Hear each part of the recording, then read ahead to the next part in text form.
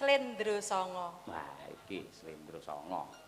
Iki. Jineman ular kambang mawon. Waduh, kuwi jan. Ulere buke sing gateli kok pancen. Ayo, ular kambang ya pas. Nggih. Klasike luwih dhisik. Ayo. Coba bahasa Indonesia napa Jawa cakepane?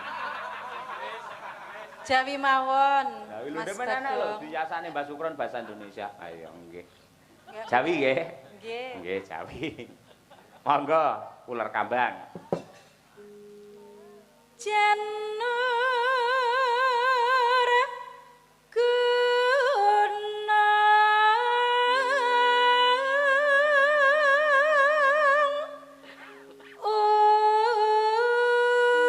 ukuran bundar api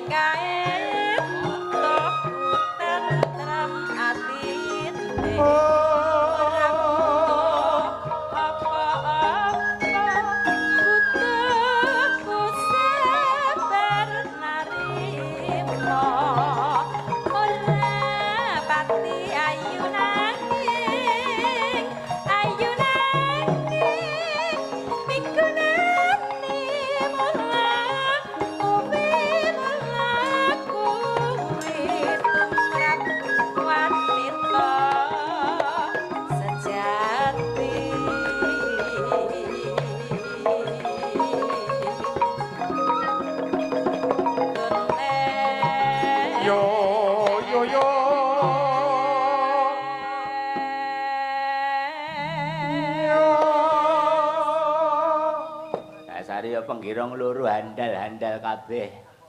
Mas Joko Setiono. Ayo. Kowe ora ngerti takono, didelok KTP-ne ora. Haro iki wah jan Raden Antareja. Ya, Ngingula. Ha iya. Ferdi. Walah, aku anggar dolane kamare, wah ulane kloget. Iya. Ula gwedhi ning ndek lho, apa to, Fer? Apa ula apa Fer? Heh? Kalau ngangge mic ora cetha aku. Bal piton.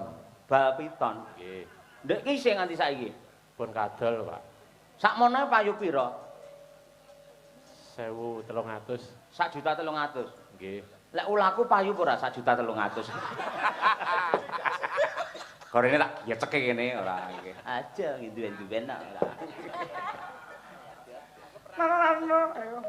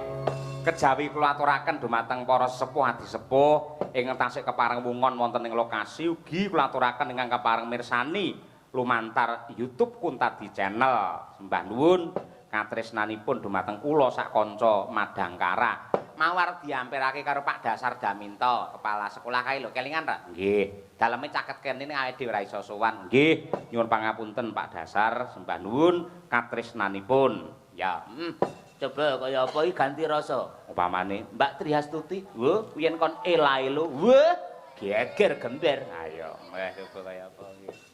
Mbak Tri, Mbak Tri Lucana coba kaya apa.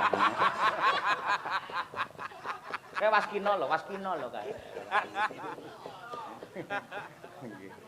Ganti ayi kok ora iso sepuh, Barok. Awet enom ae kaya ngono. Trianto. Sampeyan iki sak barak aku wis kaya ngene tuweke sampeyan sing awet enom nggumun lho. Lah, kula cara makan kok. Pak niki enggak berdiri toh. Berdiri ora. Piye ora berdiri.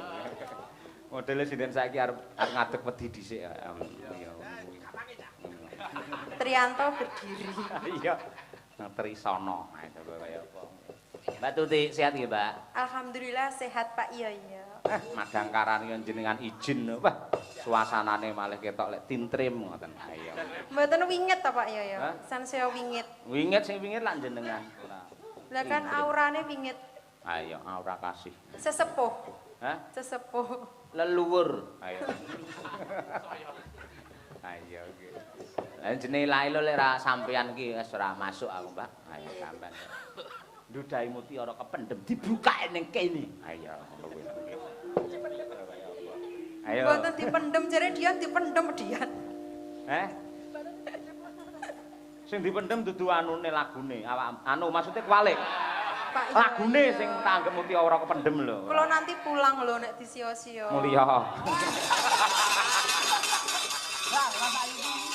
Aku iki tak critani ning Bekasi aja nesu lho ya. Aku mbiyen duwe pacar to. Lah tak putus. Ngamuk. Kalau diputus saya akan terjun di Bengawan Solo.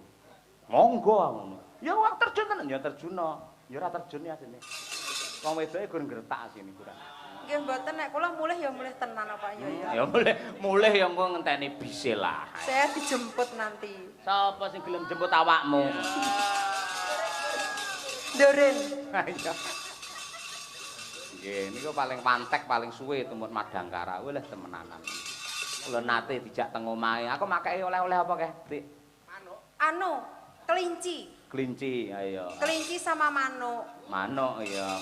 Manuk kenari kecil ngoten lho. Heeh, mati kabeh kelincine ya mati, kenarine ya mati. Lah aku anggere nyawang kenari, wajahe kaya awakmu. Akhir tak giercek. Ngono. Niku ngono lho Pak ya.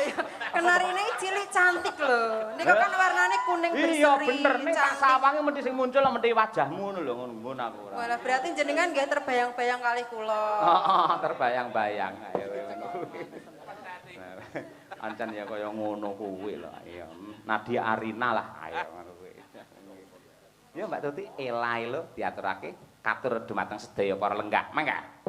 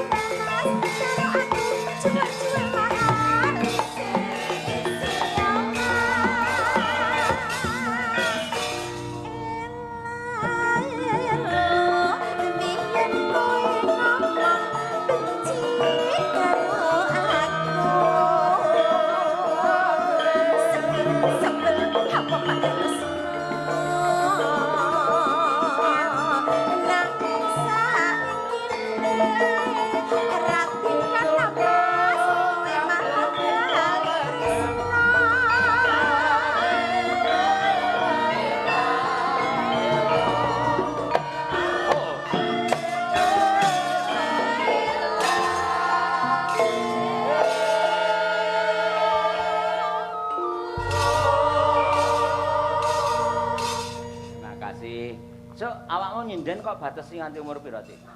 Enggak terbatas, Pak. Enggak terbatas ya? Enggak terbatas. Pokoke sik iso nyuwara ngono terus. Iso nyuwara terus tesik napa nggih? Tesik sehat, ngoten kula tetep berangkat. Tetep berangkat. Makanya gelar barang kula tesik daftar.